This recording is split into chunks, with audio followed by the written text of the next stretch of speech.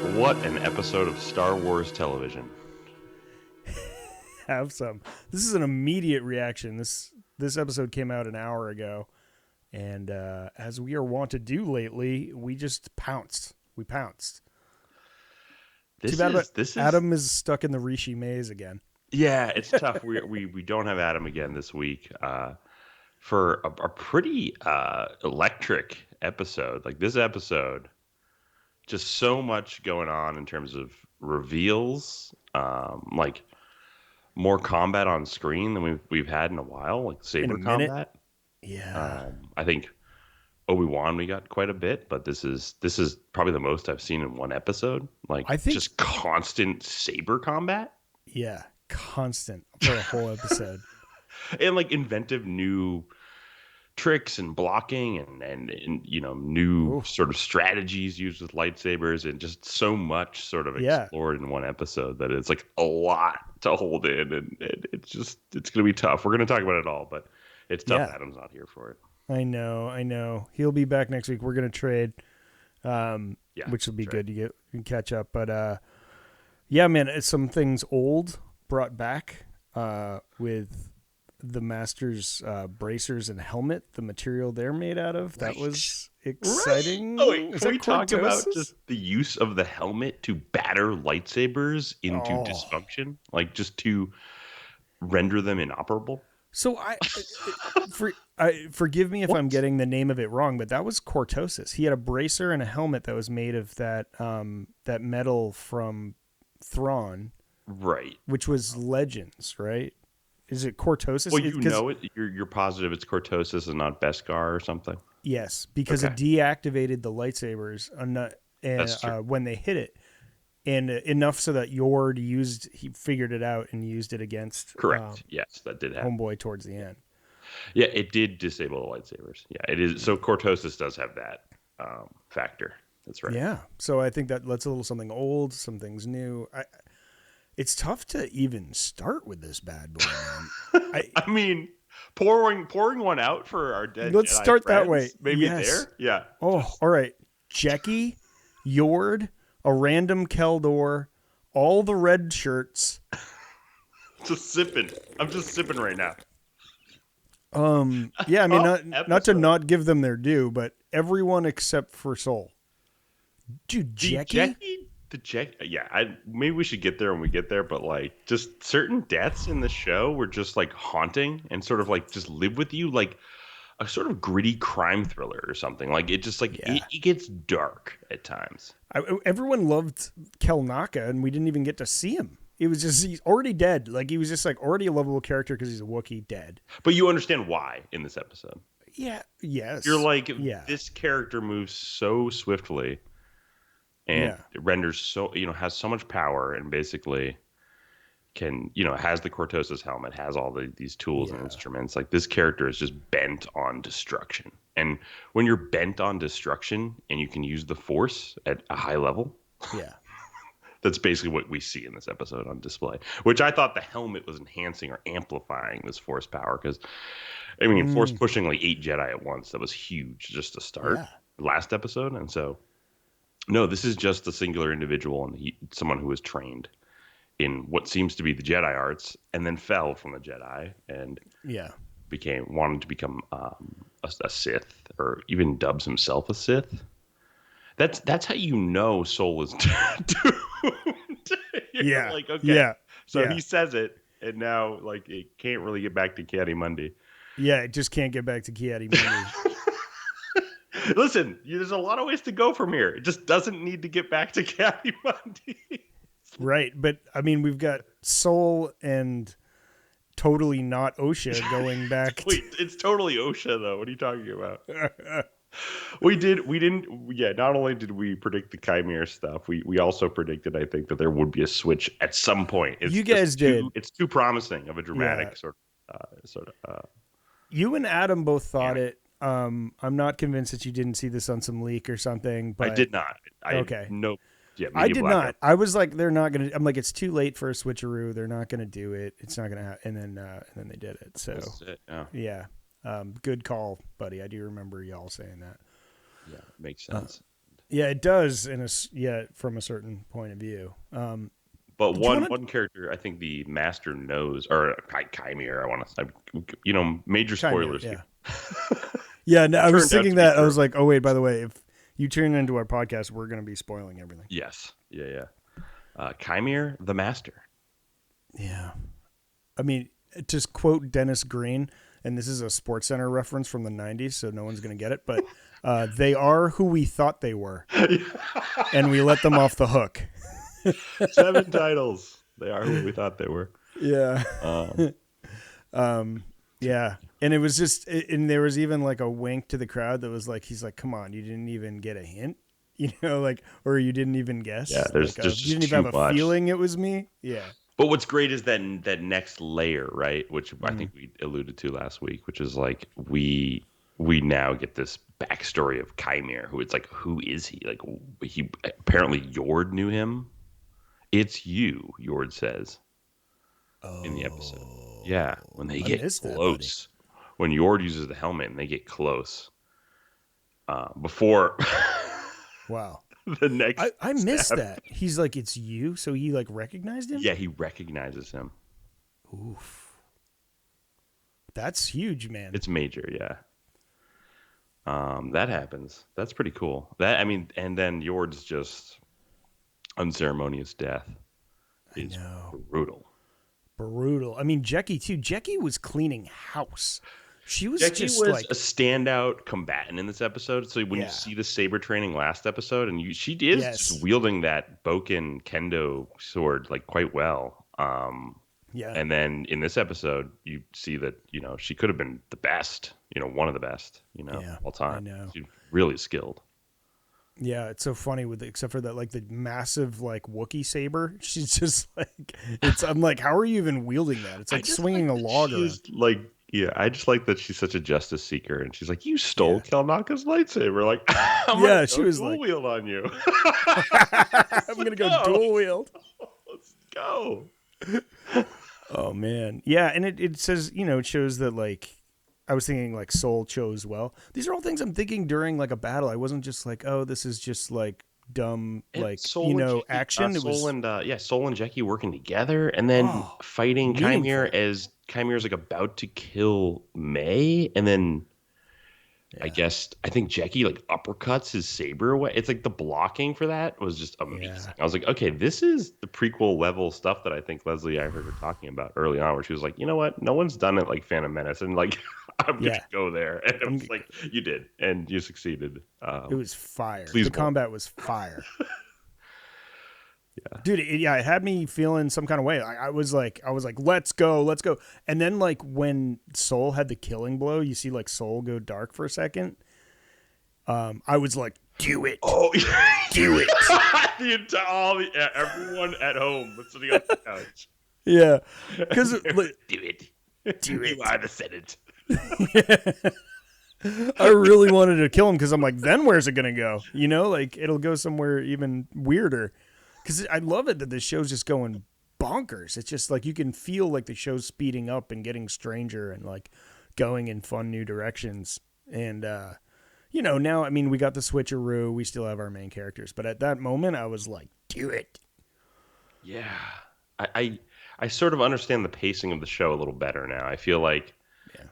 The first 4 episodes can feel meandering, or can feel like we're just going down all these character alleys, but we're not really getting to any real truths. And then this episode just explodes, and then it's like these truths are very important, and we're doubling down on them. And it's like, okay, well now I need to we need to finish this journey essentially. And I love this as a sort of like pivot episode towards the back half of what I imagine to be some pretty incredible sort of flashbacks and backstory sort of explored with Soul and Chimere, because Chimere seems to have been a Jedi or been involved in the Order or something. Yeah. I think a lot of truths are going to get exposed, and this is where I think we might be in a danger zone for you, where you're sort of like, don't like put a giant black mark on the Jedi if it's going to correct everything for me comes alone. After it's it. Just me. No, not just you, but you've been outspoken. I feel the same way. I have really exact same way. Yeah, and this episode does a lot to sort of like, flex that discussion point where it's like, you know what, like, what are you going to violently attack me from behind right now? That's very Jedi of you, Soul. Like just calling him out constantly on anything he does that seems like overly aggressive. I know Kymir's kind of a troll though. Yeah, but Chimera has already murdered. Like he's basically numb to the pain that is. He's just I mean, it's kind of prescient, right? It's like everything can be like put through a lens to make you seem like the bad guy, if worded the right way. There's a way to hate on everything. The Jedi are just utilitarians, and utilitarians are just gonna always have the flaw of trying to help the most people possible and decrease pain, and that is just gonna lead to a madness, and that's so obvious, But don't increase pain so much around them, that of course, and then. So I don't know. We'll see what happens in the past here with Soul, and Soul did something terrible. It turns out. I wonder though, man, because so we get a meeting of May and Osha, and Osha was like, May's like, oh, Osha, they brainwashed you, and that's like, I'm sorry to bring politics into our podcast, but that's kind of a current sort of thing. So I wouldn't be surprised if like Leslie has it both ways. Like we're able to, like, the Jedi are the Jedi we know, but there's a way to twist truth that can make good people be bad and do bad things. And if that's really going to be it. Sorry, right. Free range animal around here. So I don't know if that's good. That's kind of the way I see it going a little bit. I don't think they're gonna besmirch the Jedi. I think it's because they've been the Jedi we know the whole time. And I mean, I know you were saying like they could have literally brainwashed her. And I don't know, maybe that'll be the case. Well, think about this. Chimera at one point when they're in a saber lock is like, or I guess Soul initiates this conversation where he's like, what kind of master never shows his face to a pupil? Yeah. And Chimera goes, I don't know, you tell me, or something. He's hiding something. Yeah. And or like, insinuating that Soul somehow has been hiding himself. Yeah. No, you're right. That's a big line, and it does mean like, he definitely has something to hide. And I think next episode he's gonna spill the beans. Yeah, and then like there's but he's gonna spill the side beans corners where he's like, we're gonna get to the ship, and I'm gonna tell you everything. I promise. We're gonna get to the ship. I'm gonna tell you the whole thing. The thing is, May knows the whole thing, and so. But what's great about this scene is it actually has the potential to be like the ultimate tearjerker of like, and basically a heel turn for a bad person to turn good, which is like he might, with all his sort of remorse and emotion, convey what he thinks happened that night, and it might change May's outlook on what happened that night. Yeah, or it's going to trigger her, and she's going to be like, right. Well, but that's the 90%. Like that's probably what's going to happen. But it's like, I just the 10% odds of it maybe being like something that affects, like an inverse of what we've seen in Star Wars. With people falling to the dark side, like someone actually climbing to the light. I mean, that would be fun. I look forward to seeing that. So we did get the switcheroo in this episode. When they got separated, and it's May's plan to steal Osha's clothes and go the other way. And then we see Chimera claim Osha. Funny sort of body switcher he just episode. Puts a blanket on her. I didn't. You're the apprentice now? Is that what sort of happened? Well, my question for you was like, do either Soul or Chimera not know they have the other girl? Because I felt like even Soul was like, And I really noticed the way that May moves opposed to Osha. May, when she walks... May is different whole body language, Yeah, she walks a lot like her mom, her mother in the show. Yeah. Like very this like slow, like very deliberate, focused walk. Yeah. And like a slinking or something. It's, Yeah. Oh, yeah. It's and almost like a catwalk or something. Yeah. But I think Soul saw it when she's like, "Hello, Soul, it's good to see you are okay. Let me come with me." And he's like, "Yeah, I don't like how weak Soul is in the show. He did best. Chimera was going to kill him, but again, it just looks like a huge, he just looks like a corrupt person at that point because he's so ready to kill, and he just cuts when it shows. And again, this is just shouting out to Lee Jung Jae, the actor, his performance there when he's has the saber up about to strike is just the best sort of cutaway I've seen in a long time, of just a Jedi. Just the emotion on a Jedi's face. I just thought it was really, really cool. He's got the look down. He was just whoa, this Jedi is over the edge. This is epic.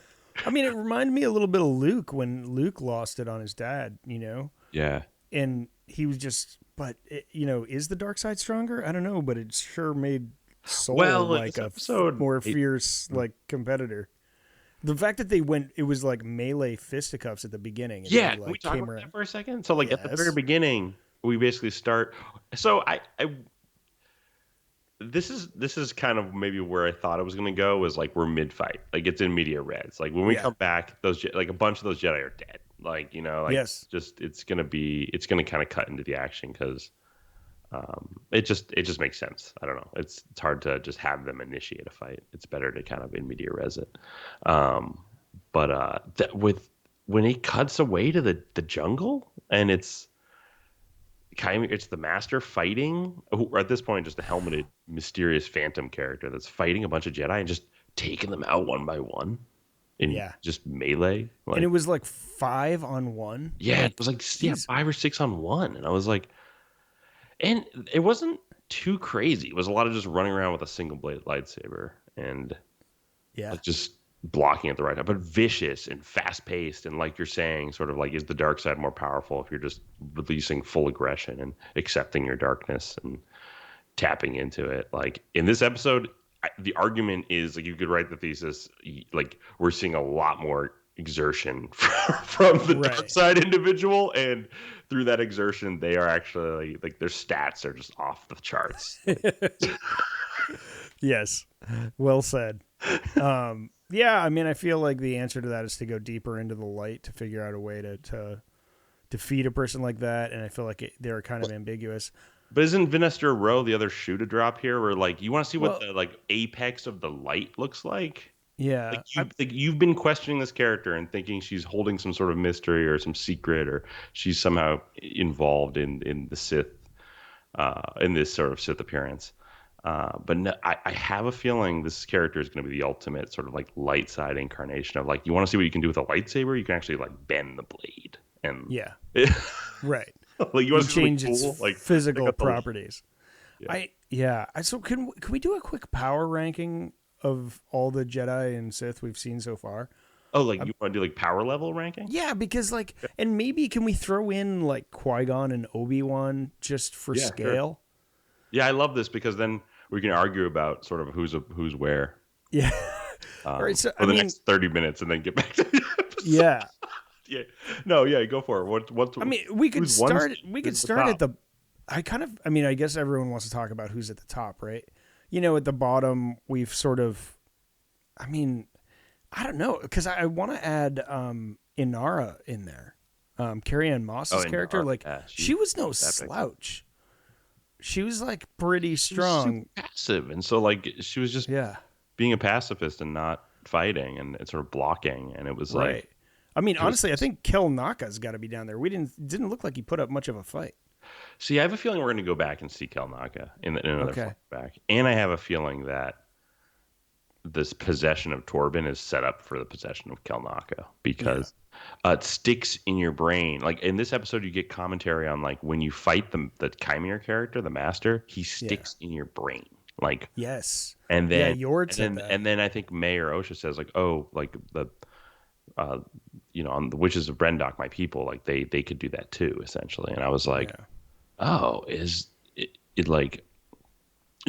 Kel Naka making those symbols and drawing on the wall because it's stuck with him? Was he possessed at some point? It makes me think the Torben possession was set up for a major Kel Naka possession, and then Kel Naka whirling around with a lightsaber. I wouldn't want to be a Jedi in that encounter. Oh, I love that call, Grant. Yeah, I love that call. Why is he? Because why is he doodling all over the wall? Like he's still not over it. he's That's not. all I know. Yeah, he's not over it in a very unique way. I'd still all right. So we'll put Kelnaka a notch above, but I'll put like the other three. Torben. I mean, there's obviously a bunch of red shirts at the bottom that get like wiped out without like really much of a fight. But then you get to like our main four. Torben and Inara, I think, are in there. Kelnaka. Sol seems to be stronger than them. And then obviously Chimere is stronger than him. So like where do you put if Chimere is kind of the top at this point, where do you put Vernestra? We don't really know yet, right? That's what I'm saying. I think Vernestra is going to be like above Chimere essentially. Yeah, and you're going to be I like, would say so the Jedi, like practicing the Jedi arts can lead to here essentially, which is like apex. Right. The good does defeat the dark, and yeah. I mean, if you're Vernestra, which is like an all-time badass. Like you don't have that character in the show. She's not going to, fight at some point because that character is probably the most powerful combatant in like the Jedi Order for the last 500 years. Yeah, I don't know who's more powerful.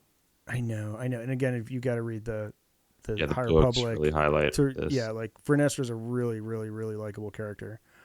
She's a cool character. So where do you put Qui-Gon and Obi-Wan? I mean, maybe we don't need those two. I'm finally finishing The Living Force. Well, Qui-Gon did discover the path to, existence in the Force after death. That's like, I don't know what that does for you in like the stats charts, but I feel like that's, I don't know, that seems like a big thing. Yeah, I mean, he did lose to Maul and Obi-Wan beat Maul, but I'd still put them kind of even. Honestly. These are the two problems I think Star Wars has, is that it has the Ki-Adi-Mundi problem, which, denies involvement of the Sith for millennia before the prequels. And then the other problem it has is it's like Qui-Gon Jinn invented Force ghosts. There can be zero Force ghosts or interactions between dead masters and their Padawans before Qui-Gon Jinn, which is extremely tough because I think it's a quintessential part of Star Wars, and it could have been earlier on too. It just like never it didn't connect. I think you could smartly sort of put it, and there's ways to do it that I think is not exactly a Force ghost, or maybe you see like a tangible face, somehow. Yeah. But yeah, there's definitely ways to incorporate it, but these are the two problems that I see as just like these are tough to avoid, and like I love that they put Ki-Adi-Mundi in this. Because it's wait, you were saying it wasn't Ki-Adi-Mundi last week, and you were like, I was asking generalizing this Syrian right now, and I was just like, are we like it's the facial, is it the hair of Ki-Adi-Mundi? Yeah, no, apparently that's him. I don't know, either that or the whole internet's on fire for no reason. I think I posed the question and I made a joke, and we never actually went down that tunnel fully last week as far as like if that was Ki-Adi-Mundi or not. 100% but 100%, yeah, 100%. Yeah, he definitely is, and I love it because she's facing the Ki-Adi-Mundi conundrum. Wait, I didn't like that Vernestra Rowe last episode was like, let's not tell the High Council. Like, having watched that a few times now, I'm like, wait, so they're like, no, let the small council deal with this, and it's bad PR. Like, she outright is just like, it's a possible Sith. Like everyone else.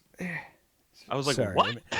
Like everyone. Yeah, and he's just going along with this. He is High Council eventually. He's Jedi. I know, but not now, I guess. Yeah, but but like there was even she's like it could be a sect or worse. Like people were already thinking Sith during the small council, and then they didn't go to the High Council. Everything but saying it. Yeah, that's for sure.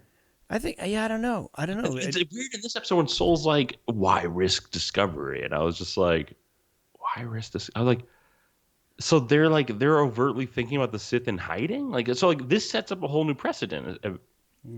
This sets up a precedent that the Jedi are basically lying in wait for the Sith. That they're a martial samurai-like order of monks because they have one purpose and one purpose only, is to quell the Sith if they ever are to rise again. That's not their only purpose. They're peace and justice in the galaxy. Isn't their push into politics and bureaucracy and peacekeeping, police work actually?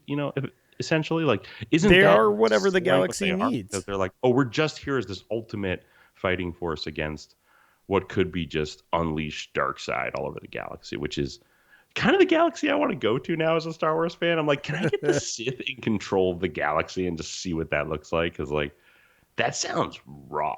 That sounds metal, dude. Yeah. It sounds like a bunch of chimeras running around the galaxy. Like, are you kidding me? I wonder if their force power would be more diluted like the Jedi too, if there's that many. I mean, obviously you got it in Knights of the Old Republic, but that's pretty old world to run around in at this point. Isn't it very feudal? Isn't everyone like a warlord at that point? And it's like going to different, I don't know, like planets and monarchs and fiefdoms. It's like it sends everyone back to the Stone Age. Yeah, into it. No, that'll be a blast. All right. So, anyways, power ranking: Obi-Wan and Qui-Gon. They are below Vanessa Rowe. Yes. Obi-Wan, when enraged, is much like Soul can exceed Chimere, because Obi-Wan has shown that he can defeat a Sith Lord when in full rage. Yeah. I don't know. I don't think Obi-Wan beats him. I want to say he would. Oh yeah, but it is post rage, so he loses in that fight, but then he. Yeah, you know who I want to put Chimere even with? Dooku. I think he might be like Dooku tier. Yeah. It's pretty amazing that he's able to like fly and like. Yeah, he can straight fly. I mean, he's almost like he's like hovering through the jungle most of this episode. Yeah, it's haunting. You mentioned it first, or you and Adam, but he has like Palpatine vibes. Like, oh yeah, even the way he moves and the way that he manipulates, and it's just like he's the things he says. And the way he says them as he's like feeding May's head on the way to Kelnaka, it's delicious. It's Palpatine. Deliciously bad. Yeah. It's like he's just this delicious evil character that is sort of like he's like Soul's like, you're twisted by the dark side, and he's like, I've accepted my dark side. And I was just like, oh, this is awesome. This is actually a character that I could just see have legs, and give me 3 or 4 seasons of Chimere and Osha, like I know. I do like change though. I hate when they milk a villain for like seasons and seasons and seasons. Like, same thing with the Mandalorian. It took him 3 seasons to we kill got him off Gideon. 3 seasons in a row, and we might get more Gideon. Yeah, it does feel a little unearned and repetitive. It's like, oh, we're just fighting the same character again. Yeah. I wouldn't be surprised if Chimere's story sort of wraps. I really thought he was done for in this episode when the moths sort of take him away, which the moths. I don't know. I almost like I could have taken it or leave it. I don't know if I needed like an Amblin level, like running with a flashlight to get the moths. Like I don't know if I needed that.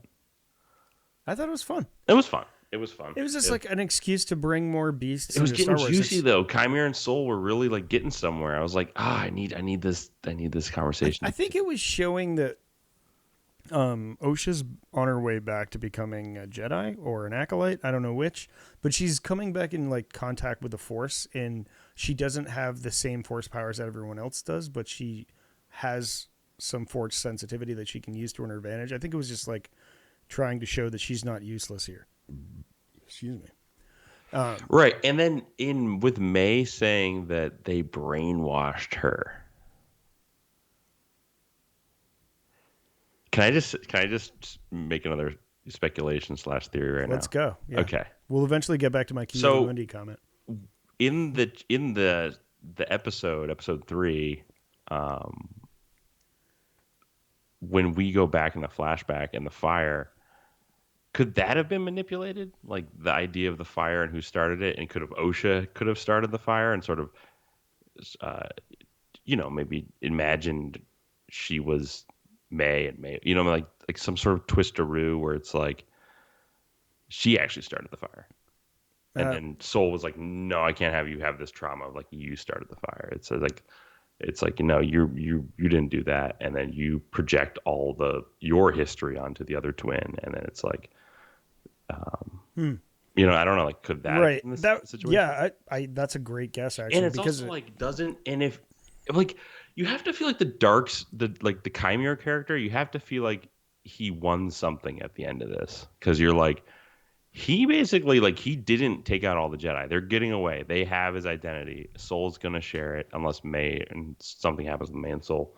Um, but Yeah, I think I actually I like that a lot because I think it's sort of like it sort of lets the Jedi think they're doing a good thing, and it's not the worst thing in the world. He's just sort of like, or the he's Jedi trying took to the protect dark her. twin. The Jedi took the dark twin to mitigate like the dark side, right? And like stop the dark side from having power over this dyad, if this is a dyad or something. That's pretty extreme. Is That that means that interesting? And then it's because like they it's took the just like dark twin, this. brainwashed the dark twin into thinking that they're not that dark and they didn't cause the fire, and their backstory is actually of peaceful, like holding butterflies and being interested Oh, in the so the Jedi. whole It's way back, like her just whole nice stories. memories. What? That's wild. So, because I was like, it's not that you're not talking about a single event anymore. You're I'm talking talking about like the about entire all of her thing. memory Yeah, the of the entire whole, all the memory we saw. all No, of I'm her sure some of it's memory. real, but I'm sure some of it is sort of like twisted, right? Or like it just seems that I mean, whole that yeah, that's a perspective just lot. feels That'd it be is a lot huge. If you because it's just like like why they show up? nuke her brain and just like fill all of her memories in like Matrix style in an entirely different way. That's a lot. I like it though. I like where you're going. There could be something in there that's Well, what that's is part of it. brainwashing typically? Like what is I mean, I could see it around an isolated event. okay? Like the Like fire itself, like the the sinking fire fire. itself. Like you didn't start the fire. Someone else did. Sorry for the Billy Joel reference. But they, so like what you said, that one event, I could see that. It was like, Mm-hmm. but I can't see her being the But bad one. Chimera wins if he was actually seeking this side of the dyad, if it is a dyad of some sort. And Right. yeah, Did he know she existed before he met her in the like apothecary? I don't think so. maybe not. I don't know. I don't know because that's. But if he's a Palpatine-esque character, wouldn't he have his tentacles and everything? If he's a Palpatine-esque character, after the fact he'd say he had his tentacles and everything, but he had no idea. Yeah, we gotta talk about the Vader comic at some point because it's. I can't wait. Palpatine. I'm way behind on that. I can't wait to catch up. Um, yeah. Yeah. So Then can we get? if he gets Osha as like a paddle as an apprentice or acolyte, and then he explicitly says, "I want an acolyte," Yeah, I love that. which was cool. Like the delivery was cool. Yeah, it's like finally It's we just know why we're here. interesting that yeah, it's just interesting that he. It's interesting that he wants this, and then he says, "I guess you could call me a Sith or something," and I'm just like. Okay, like is he a Sith? Is this the Darth Bane rule of two that he wants? Like is he living to those Sith ideals or something? Or is this just like he wants an acolyte and it's just his Yeah, own sort of this is playing into my theory that he's a wannabe and he's gonna get I think the smacked bigger down. fish theory is yeah, it's just Yeah, rising in appeal as we go along in the show because it's almost like I love the character you gave us. Like this I character could love actually him. take over in canon as like the main Sith character. Oh, I'm fine with it. He's cool enough for it. But the bigger fish idea of like there are actual Sith who go by Sith and aren't like I yeah. guess you could call me the Sith. We're like we are the Sith, eternal or whatever. It's like to me that's like that's so juicy, Yeah, and that's that's right just there. so juicy. I want it for the story, not because I don't love the character. I adore. Yeah, I I think love he is a like chef's kiss addition to the Sith pantheon. 100%. Like amazing, looks amazing. All the body work's amazing. I love what they did to his skin, where it's like almost Yeah, chalky and he's gray. shredded and just like Oh, wielding dual lightsabers at points and just oh yeah, he has like a weird like lightsaber oh shiv that yeah, he can wait, pull can out we the talk bottom. about that? Oh my god! Like, so Poor is that Jackie. the Jackie death. So Oof. this guy, okay, so he thought of everything basically, which is like back in the day in feudal Japan, like samurai would carry like a smaller blade Yeah, inside their kimono, like and that they could pull. It was kind of just a smaller blade, right? Like there's different yeah, different sizes of katana type blades, but and then he has that essentially. yeah. That he can unscrew from the bottom of his lightsaber.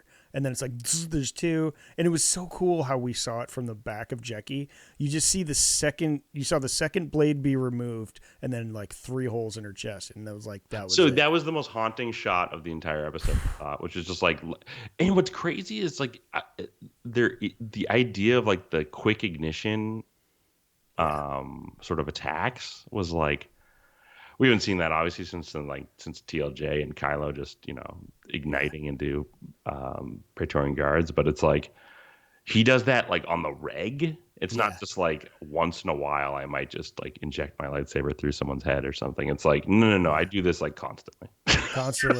And he even had he held the lightsaber to a person's head. We've never seen that before. It was scary. I was like, this is terrifying. Was it Yord? Or no, it was Osha, right? Yeah. Osha. Yeah. God, I thought your death, and like you want to see a kill a Jedi unarmed. I was like, we see it, and it's horrific. He was one of the last standing. He did okay, but like, and I thought that was smart in the character development that was happening there too. When he's like, "It's you, I know you," and then your perishes, and it's like, okay, we're pushing the mystery forward, even though the character's down and we lost Yord. It's like at least the mystery is pushed forward. We're understanding more about what's to unfold here. And Chimere, I think, was a Jedi. Like, I think he's a Jedi who became disillusioned somehow. Yeah, marginalized, alienated through some actions. So he saw something happen and hit him in some way. It's a bummer, man. Yeah, but he's so good at fighting. Like, it makes me think Chimere was like Vernestra's Padawan or something. Like, because if you have Vernestra Rowe in the show, she's really powerful. I'm like, yeah, he could definitely be a lost Jedi, man. I mean, if it's Vernestra's Padawan, that would be poetic. It's almost a little too rhymey, though. I thought if he was Soul's old Padawan or something, like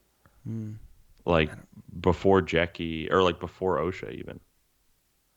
And then he memorializes his time with Osha, whereas like he doesn't think about his other Padawans in the same way. I feel like, maybe he does. Yeah, I don't know. I mean, the fact that if Yord's seen him, then he must have been in the temple. I was like, maybe he was. Oh no, it's the apothecary. Never mind. He met the apothecary, right? Oh, that was it. Wow, that's why. Okay, people are yelling at us in their cars. They're like, "What are you doing?" Don't worry. It's only like 50 minutes of. Okay, I thought it was. Oh yeah, maybe he's not a Jedi then. I don't know. Maybe he's Plagueis trained or something. Right. No, he met him in the apothecary. That's true. Whoopsie-daisy.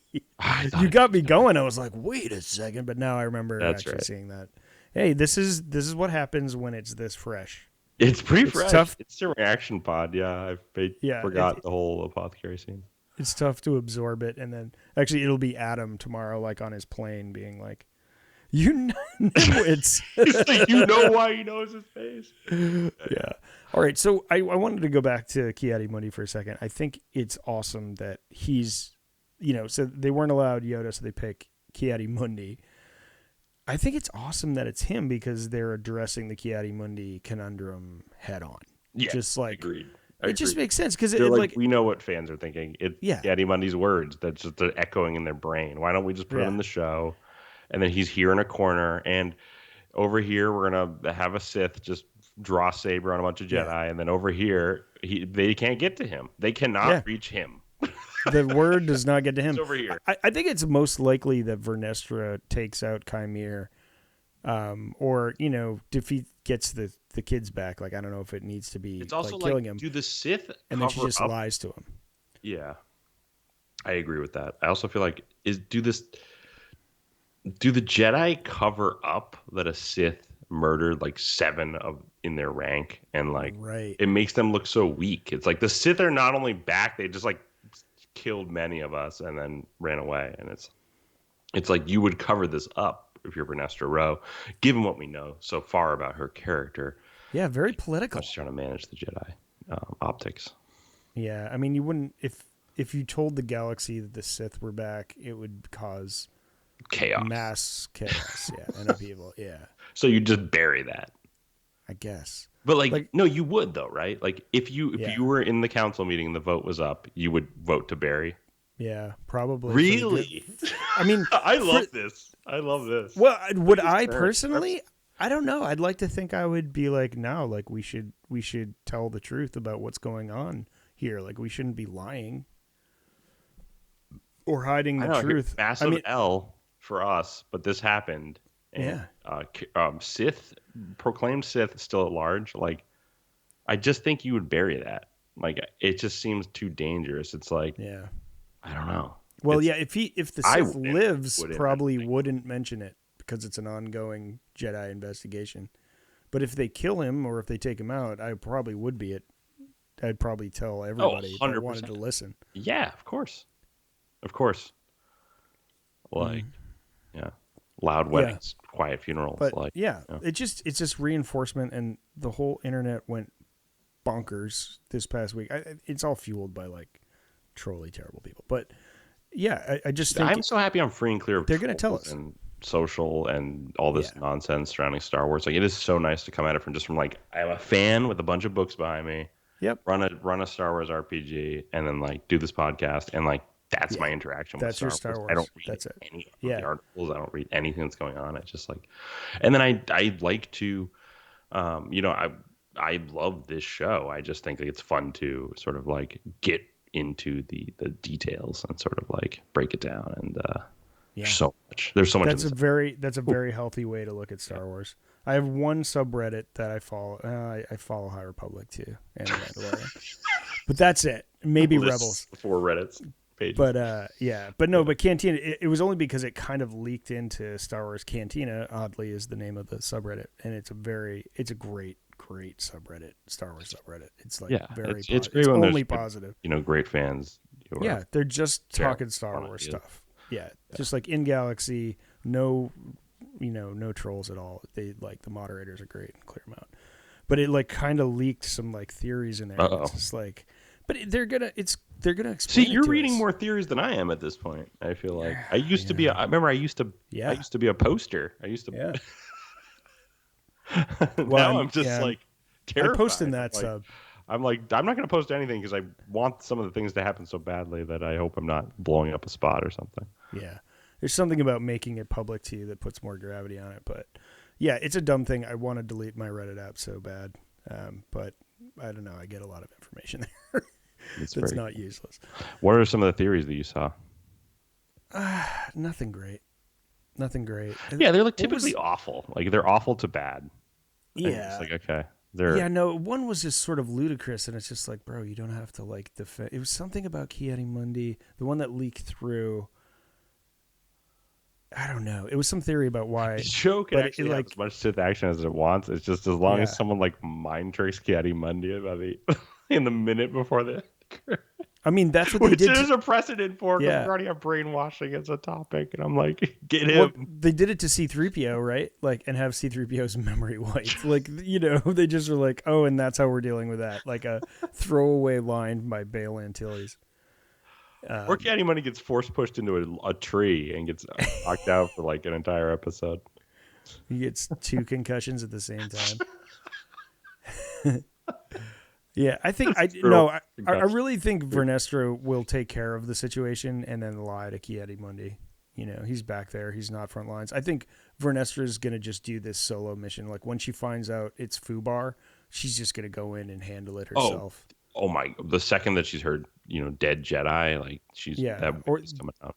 As soon as they miss their first curfew, she's on a shuttle. She's in like a Jedi. She revealed herself to me to be like one of the most good-hearted people despite keeping information from the High Council and using Osha as bait. But like, she just struck me as this ultimate good character, like Gandalf energy in the last episode, and it came out of nowhere because in the first couple episodes, I think you're a little bit more suspicious of her. Like, there's a little bit more of a shady thing going on with that character.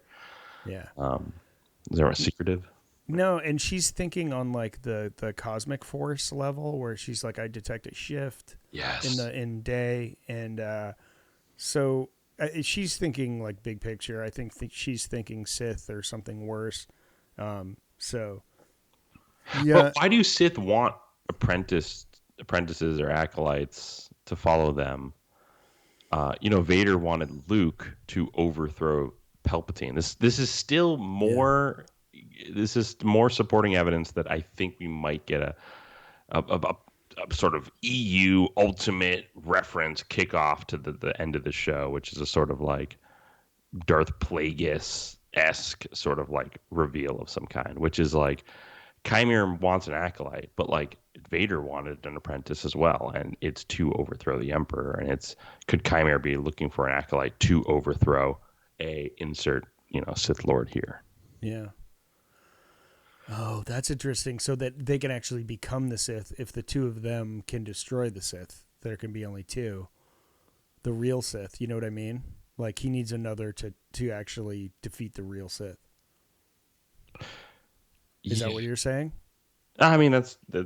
I'm not saying that it's like that they're doing this to. I guess I'm saying that he's doing this to defeat a Sith, but right, to go up the power rankings in the dark side. But yeah, I guess, but maybe it's also like, maybe it's also that he's not deemed a Sith yet, like as well, right? Like maybe because like he says, I guess you could call me a Sith, and I'm like, so is he just the apprentice to someone who's an actual Sith, and like he got this sort of training, but he I guess you could call me a Sith. Why isn't he a proud Darth or something at this point? Yeah, I don't have a name. Yeah, he does not have a. Yeah. And then killing unarmed, I'm still wrapped up in this mystery of like the test of like, I want you to kill a Jedi unarmed. Like, that's his whole thing. I know, and he does kill Yord with just like, he just snaps his neck, and I'm just it's like he's his whole identity as a Sith is trolling. Well, yeah, trolling the Jedi for being hypocrites. Like that's his whole identity. Yeah, you're right. He is Darth Hypocratus. Hippocrates. I don't know how you do it, but yeah, he is. He really does call them out constantly. Darth Hypocratus. Yeah, there's a lot of possibilities that's our label for him. That's actually just highly accurate, because every little saber lock with Soul, he's just like constantly, exposing a flaw or exposing a yeah, he's just trolling Soul for their whole thing. I mean, how did you feel? I know you love a good conversation mid saber combat. This was dreamlike for me. I felt like I was floating. This was perfect Star Wars to me, which is just like character development mid fight, and it's deep seated wizard magic stuff, because like these are wizards. Like, let's just be real. Like, wizard fight. Like sorcery, essentially. This is sorcery. In sorcery genre stuff, I want to have the sorcerers exchange dialogue, the ultimate sages, essentially. Yeah. This is just my point, I think, with Star Wars. Even Obi-Wan and Darth Vader, like, I like the whole, like, you're only a, master of evil, Darth. Like, I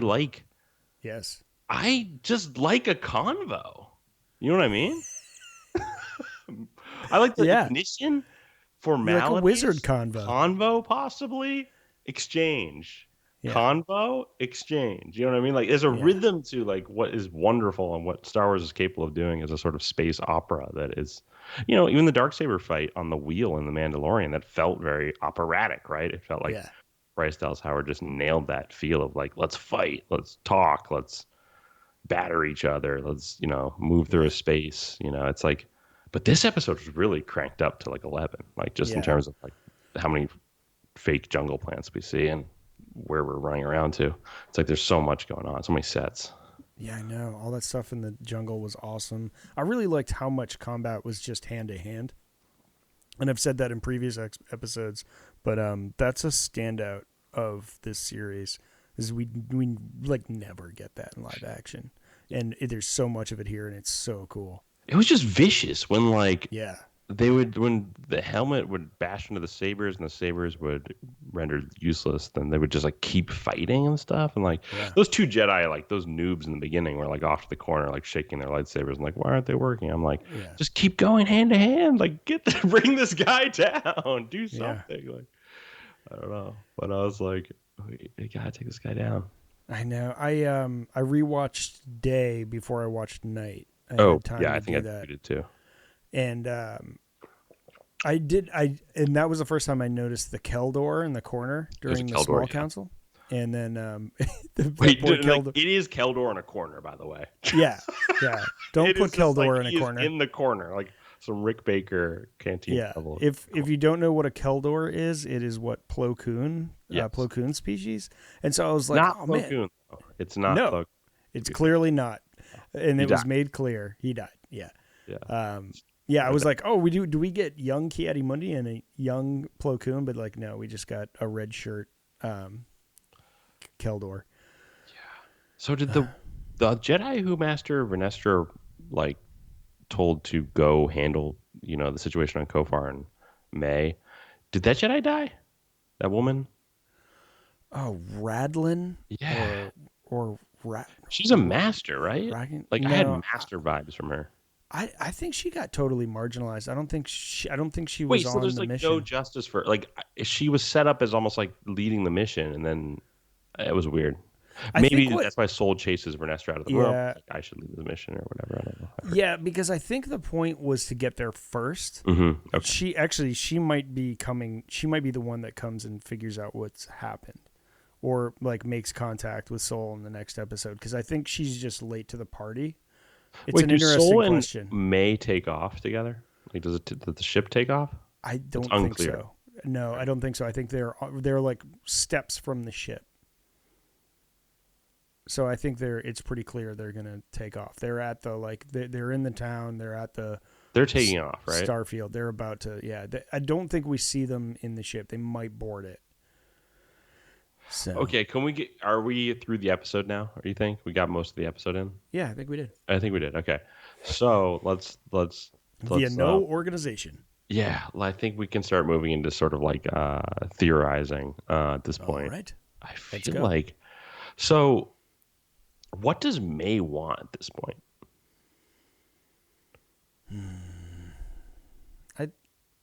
I don't think she wants to be with her sister. There was a tear came down her face when her May hugged her. Or wait, did you say May or Osha? Yeah, so final part of the episode, we should probably just talk about that real quick, is May and Osha do confront each other in this episode. And that's not a minor detail. These are the main characters of the series, essentially. And so this is a huge moment where they confront each other, and Osha just eventually just tries to arrest May after May confesses her love to her sister and all this stuff. Yeah, it was a touching moment. Talking about who they are together, and she's like, "I love you," you know, which is like should be a good thing, but is it? Osha. But she starts crying, like a tear goes down her face, and then she tries to Osha's face, like she doesn't want to be like attached to a. Well, it's also like the people with heavy emotions commit heavy deeds of violence in this show. That's almost what the show's trying to say.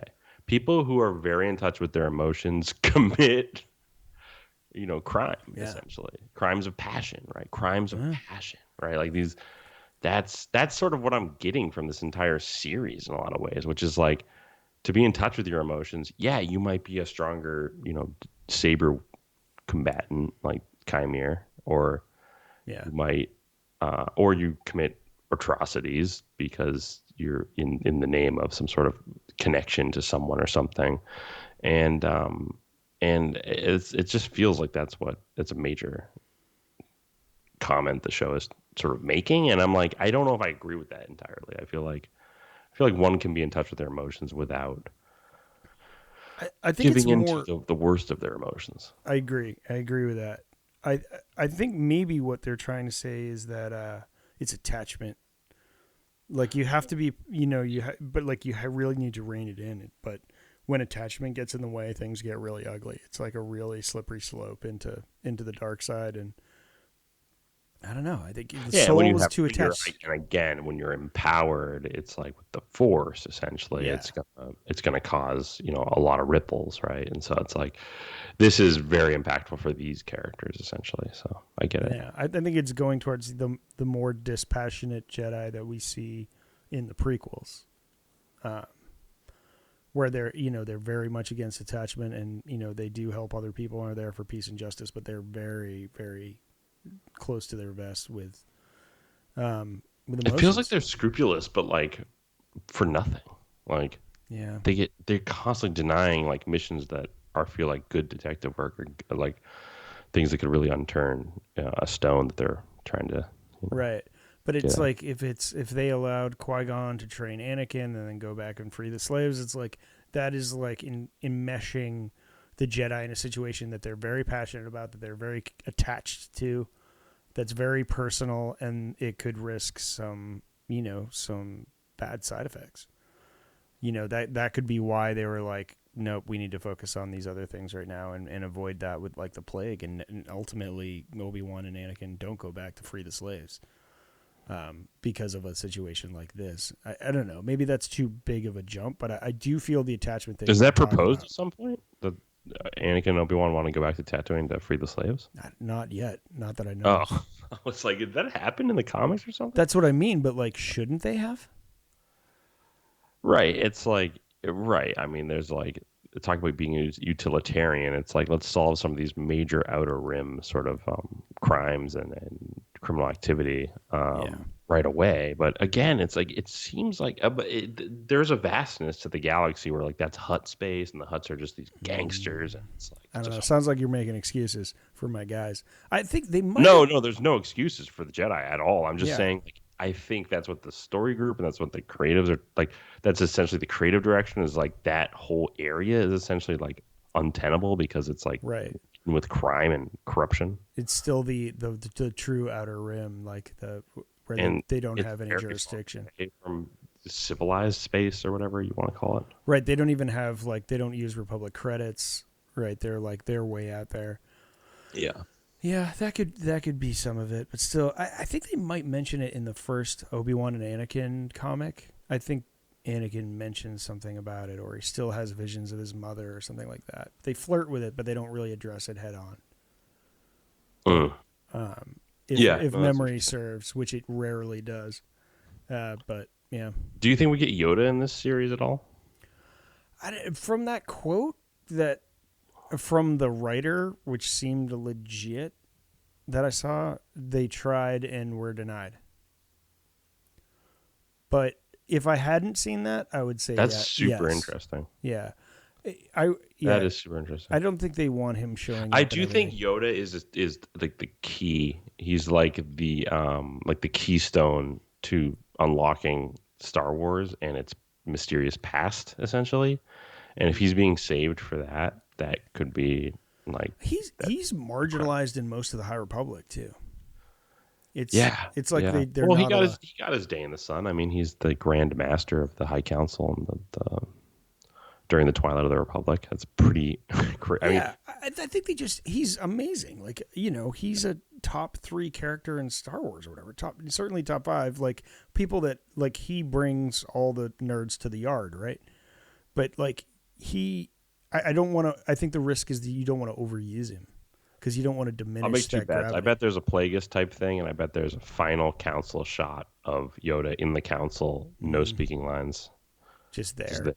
Maybe poof. Maybe it says something. Maybe there's some because you know what I miss actually is there's a baby council exchange in the prequels where it's like each of them would just like say their piece and it would just go around in the circle and like you get a little bit of that in the small council, but it feels like everyone's rushing around with a data pad and I'm like no. I need them to like kick back. Yeah. Have a nice like Tatooine sunrise at their with on ice right next to them. Like I need them to be relaxed. Yeah. Yes. Yes. No, I love that. Seeking. Yes. That like true Jedi vibe where it's like we sit and we look at amazing sunsets. Well, and so maybe rushing around the data pads and all these urgent Jedi rushing to these criminal matters. It's like, okay, that's great for the front half of the show. What if the end half of the show is like, and we saw how powerful the dark side was, and we saw how emotion and attachments and high energy placed on all these different specific targeted goals can lead to just disarray and chaos and death, and it can just all go askew. Can you show me the Jedi who have it all together at the end of the show, essentially, where it's like these guys, this Jedi Council is never coming off the rails. They actually have a great fix for the situation just after one sort of passing of the torch in the room. Yeah. You know what I mean? Like please give me that at the end. Like and Vernestra, show me Vernestra as the ultimate light side. Yeah, I mean, I think I need to see like some epicness from the light. I would love a scene where it's a very quiet moment with Vernestra when she gets the news and maybe she goes to get sage advice from Yariel Poof or Yaddle or something like. Oh, like please don't don't evoke their names. I don't know. Too excited. Maybe she does get some advice, or maybe she really finds her center. But like some quiet moments with her where she's got to like gather herself, figure out what to do, and then go out on a mission to save them. But I know what you mean. It's like you need the gravity of Jedi to breathe a little bit. There's also the whole thing that like a truly attuned Jedi is basically like Alec Guinness is Obi-Wan essentially, where it's like at the end of Rebels where Darth Maul confronts him and he is just like, you know what? Yeah. This is no big deal. Yeah. And guess what? I'm just going to like meditate and think about this moment, and then I'm going to strike once. I will strike one time. One time. Violence will occur in one moment, and then it will end. And you will see that the pacifist endeavor is just superior. You will experience a perfect death. Yeah. That's what I meant. He was like, thank you. Yeah, I know. He was like, thank you for that. Yeah. Brother. I was like, let's go. Oh, dude. Worth it. Bring Maul back. Yeah, Maul is Sisyphus. It's like he literally put him out of his misery. Like, thank you. Thank you. That's the ideal, because that's what I was talking about, like where Dark Force users, they just go sink into the dark, and you get more power the deeper you go, right? And the darker you are.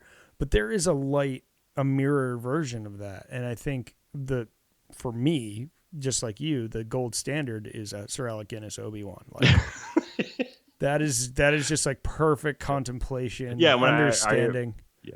Even when he has to sacrifice himself. The cartoons, or the animation. But yeah, it is that kind of version of the Jedi essentially, which is has this reverence for the Order, but saw what it was from like the outside essentially after its fall, and reassesses everything, learns new Force abilities, and sort of like truly finds a purpose. Yeah. Truly finds a real purpose that he can believe in.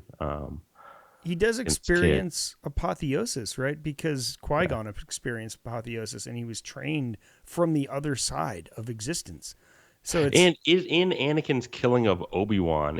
So this is like a great read that I hope people do. I don't know if people do it, but the read is like Vader kills Obi-Wan, but is that sort of a chain reaction towards bringing Vader back to the light? Is that the first domino that needs to go down? It's like, I need to vanquish my ultimate nemesis, so like I feel relieved, and like my rage can be soothed slightly, and so my son can win back my heart, essentially. You know what I mean? Like, is the Obi-Wan character essentially setting that up? It's not said. It's true. It's just a subtextual layer that you can read into as a fan, but it's definitely there. It's definitely a read.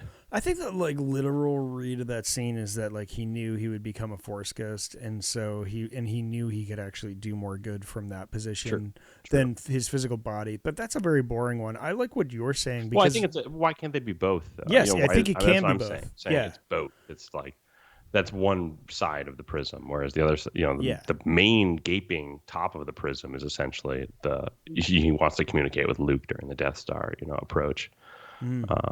That's for sure. The trench run. Yeah, he definitely. Yeah, but no, I like that too. It's like, okay, Anakin, is this what you want? You can. Yeah, have is this it. what you need? A like, very unsatisfying, like victory for Anakin, and he's just like, and what have I done? And has to think about it. And I mean, and also like that's a heavy moment for Anakin.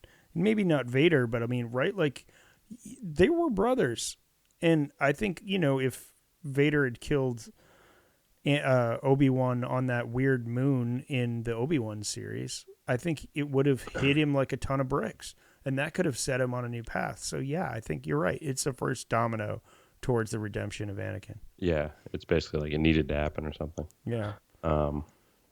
Yeah, that's so much fun to think about. I love thinking about that stuff. That stuff is like, so you know what? Can we talk about Jackie for another 20 minutes? Yeah, dude, we should pour so much out for Jackie. I thought about you when I was watching this. I was seeing Jackie just going, dual wield saves. Oh. I was like, whoa, like this is what I've been waiting for, honestly. And yes, because you always see the Darksiders go dual wield, but I don't know. I guess Anakin dual wields against Dooku, but that was fire. She was fire. As compelling or more compelling than the action scenes from Logan. That Daphne Keane is X-23 in Logan, and she's so good in that movie, just jumping around the screen, just murdering mercenaries and stuff like that in that movie. And then in this show with the sabers and like, it was so good. It was like, I don't know if Daphne Keane is doing the stunt work herself, but like just outstanding stunt work, honestly, because she doesn't have a helmet. And I know that like definitely some great stunt choreography with the master character. That's a helmeted character. Yeah. Sure, Manny Jacinto is perfectly capable of doing a lot of the stunts, but I'm just like, the level and the intensity of that was crazy. It looked, I don't know, because both Logan and this are incredibly physical. So I'm just like, shout out to Daphne Keane if she's doing any of that stuff. Yeah, I'm sure she's doing some. Yeah, no, that it was just so fun to see. I loved the fight choreography. I adored it. It was so great. I have to watch this episode like a couple more times just to understand some of the movements. Yeah, what I was looking at, I was actually just like, oh man, I can't wait to watch this again. I was like, is that Saresu? Is that? Well, I think he might be using Vapid. I thought I was talking about the different forms. I was like, is that Makashi over there? What's happening? Well, if he's in your head when he's fighting you, that's Vapid. Like that's the Vapad or whatever. Vapad, yeah. Is that? So you're saying the master was using Vapad? Well, it's it's like Dun Mok. That's what it's called. Vapid is for Vapad, Vaapad, right? That's Mace Windu, I think, uses that. But I think it's Dun Mok is the Sith form that like where they like intimidate you with their mind as they're fighting you. And it sounds like Burzum, like Black Speech from Middle Earth. Yeah. What's that called? What's the saber form called again? Dun Mok, I think. Dun Mok? Oh my god. That's just I'm pulling that out of my. It's intense. I've never heard of that one. I've only known the Jedi form. That may be just the other name for Vapad, I think. Okay. I'll have to go check books, my forums like a lot again. of the books that go into that stuff, they're like, it's also known as this, and like they really get into the different. Yeah, but that's the one that definitely the Darksiders use with the mind tricks at the same time. Because they at one point say his movements are unpredictable. I've never fought anyone like this before. Yeah, Yord. Rest in peace, Yord, bro. So Yord turns out to be actually just a good, like well-rounded Jedi, and everyone was talking trash. Yeah, and on like podcasts I like and things that like are healthy communities, a lot of people were just like, Yord is just a police officer. He's the worst. And I was just like, no. I never thought that for 1 second. I was just like, he just cares. Like, have you heard of duty? Like, I don't understand. He's got a little Obi-Wan in him, honestly. Like, I kind of imagine Obi-Wan's a little stick in the mud, Like, he's just like a stickler for the rules. But he had his, like, really shining moments. Using the helmet, though, improvising, like, he wins some points at the end. Yeah. Like, they're all dead. But there was, like, really great Jedi moves. And you're right, that was one of them where he used the helmet to deactivate his saber, but he's still the master's saber, the red one, like, destroyed, right? Whatever else. And I was like, oh, there's a chance. Nope. Yeah, I was like, oh, he's going to get him. No. How cool would it have been if they actually killed the master? Because then it would have, like, then I have no idea what's happening. But ultimately, they just were flirting with our We knew, though, emotions. I think months before the show came out, we were like, so all these Jedi have to die, essentially? Like, when we saw the teasers for, like, all these ignitions, we were just like, okay, so these people can't make it out, essentially. Or something. We'll see. And then when you have a Darksider get on board a ship with Soul, it's like, well, like he could be doomed too, and it could just knock it out. You know what I mean? Like it's very easily could knock it out. Yeah. My thought was like, so here we are. There's 3 more episodes left. Wait, so much happened in this. 3's a lot. Like there's a lot we could still learn here. Yeah, that's what I mean. I'm like, so my gut says they're gonna draw out this like switcheroo, this trading places. Me too. Like time passage of time. But like that's what my heart says, but my mind says like both people are like onto them. Like I think they're gonna figure out in the next episode that they've been switched, and it's sort of like what do they do from there? Because they're not. It's again this sort of they can't impersonate each other because they don't know who each other is anymore. You know what I mean? I think to me the show is setting up one thing crucial thing that I can't undermine any longer, which is that as much as Osha is being brought back into the fold by the Jedi, it seems like she is going to be this ultimate acolyte candidate that, like, the show is called The Acolyte. And we know Chimera is an acolyte of the Sith and what have you, but the character Sith, also says they want an acolyte. And him now getting Osha at the end of this episode, I was like, is this like about essentially like the Jedi thinking they're doing the right thing in the beginning, and then is the Force correcting itself? Like, oftentimes the serendipity of events in Star Wars can be analyzed as being the Force itself, sort of like interacting with the characters and the thread, you know? And so when there's a whole episode on the thread of fate, we shouldn't just pass that by, you know? And I very much think so. I think that's why he's so powerful. You know, it's like if there's very few Darksiders left, I think there's like a power like law of conservation of energy, and he's a dark side, you know, ringer. That might be why he's there, because there's so few left. But I don't know. We'll see. I mean, the whole nurturing of an acolyte, though, it's sort of like Osha is so weak on like the standard. But he also things. Killed Jackie, and Osha. Did Osha see Jackie die by his hand, or can he now start manipulating Osha? Oh, really good question. Because I think she knows. Tough to tell. Happened. It's tough to tell because they were all like, that was a whole thing. Like, the coolest thing about this Sith is that, like, he's fast. So fast. He's so fast. He's just like covering. He knows things that are going on around him, and he runs. I don't know. It's weird. Like, it's weird that none of the Jedi picked up on it. I think he said the helmet kept them from looking into his mind. Yeah, it was very Magneto. It was it's very Magneto. My mind, like, no. Yeah, let's do my thoughts or whatever. So I wonder if the helmet also protected him, like, from other people knowing that there was a dark side user using the Force. That should be the case, because I had that question immediately. I was just like, how are they not sensing a raw dark power like right behind them, or just looming large in the woods? Like, I just don't understand that. Yeah. And when he killed Kelnaka, which confirmed, I guess, he killed Kelnaka, that's a big unveiling of the dark side, like, kind of moment. But the helmet sort of is good reasoning for it explains away that whole thing.